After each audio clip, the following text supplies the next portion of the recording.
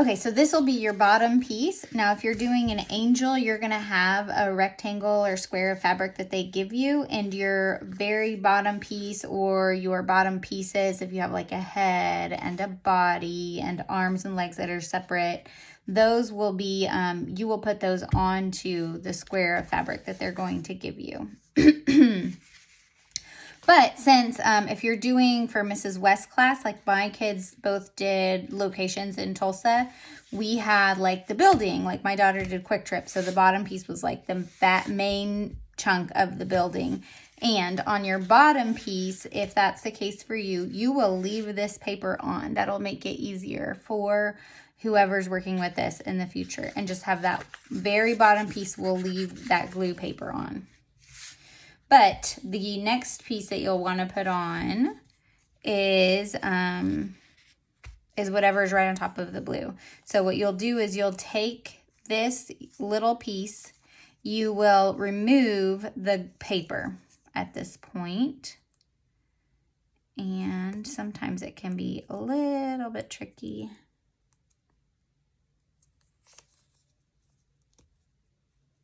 But, and what you want to make sure of is that the glue stayed on the fabric. And you can tell if it didn't. It'll kind of start webbing. The paper on the side should be smooth, and you can feel the glue, the melted glue, so it'll be smooth on the fabric as well. So you'll take that off. You'll put it wherever you want it to be glued. And just note that if you are a little bit off, see how if I'm a little off like this glue, when I iron it, is going to stick it to the towel or the surface of your ironing board or whatever you have under that. So you just want to make sure that all of that is on the fabric that you are gluing it onto. And if you end up a little off, you can always go back and cut some of that off if you want to in later on. Just make sure that you're not gluing anything to your ironing board.